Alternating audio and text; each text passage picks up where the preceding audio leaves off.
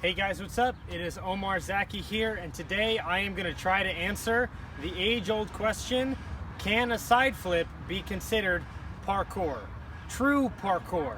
Going with the definition of parkour being getting somewhere efficiently from point A to point B as fast as you can, normally excluding flips. Let's see if I can disprove that today. Alright, let's get started. Okay, so here's our scenario.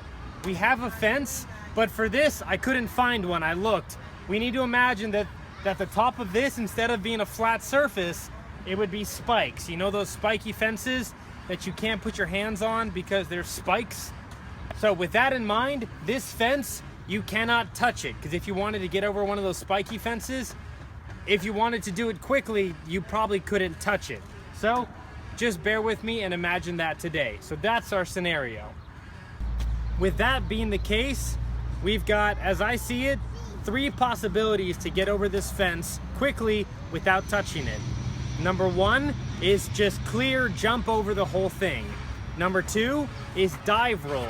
And then the third option is to side flip it.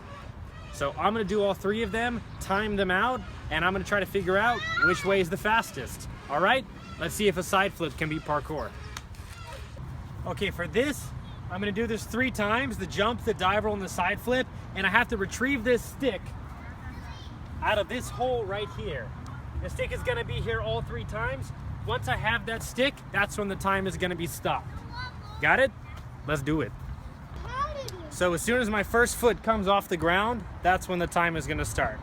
Got it? Great.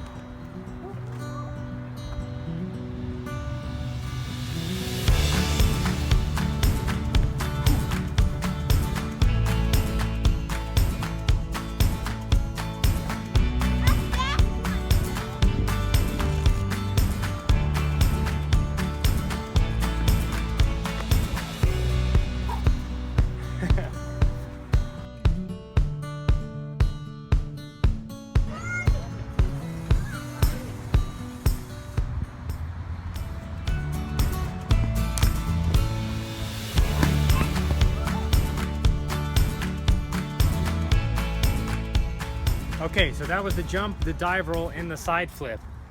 I've looked at the videos, and I won't know until I get home and edit this. It looked like the side flip was the fastest. Obviously, as you guys are watching this, I'll have the times already up there, but I think it was the fastest. Again, if you look at the slow-mo versions of the jump, the dive roll, and the side flip, I have to exert so much energy to get my whole body up and over the fence. And that takes a lot of energy, and I have to slow down my run, because if I'm going too fast, I'm gonna crash into it. It'd be a different story if this were lower, but because of how high this is, I've got to really jump to get my body up and over this, making for a slow takeoff and a slow landing, because I have to go up and then come down and then continue running. The dive roll is pretty quick. I don't know if the jump or the dive roll is faster, but the dive roll has that slow get up time, where instead of landing in a run, I have to roll, get up, and then continue running. And that right there can make the difference between the fastest time or the second fastest time.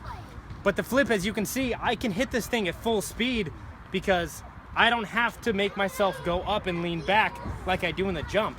I can lean into my flip as I'm going over the fence, so I don't break my stride at all, and I'm landing in that nice 1-2 step and can continue my run right away. Obviously, this isn't the final verdict, and this is just for how I do things. There are definitely going to be other athletes that maybe have a better dive roll or can jump higher than I can, or maybe their flips aren't so good. So obviously that isn't the final verdict for everybody. Maybe I should do repeated trials and test it a couple times, but honestly, my foot hurts, so I'm not going to. But that's just for me, and Again, I haven't even looked at the times. I think the side flip's fastest, so I'm gonna assume it is. So in this case, a side flip would be considered parkour, because that would be the fastest way to get over this fence without touching it if it were a spiky fence. Feel free to do this test on your own, guys. Again, be safe, don't hurt yourself. I would love to know the verdict or the results that you come up with. Send me some videos, and I will see you guys next week with a new video. Take care.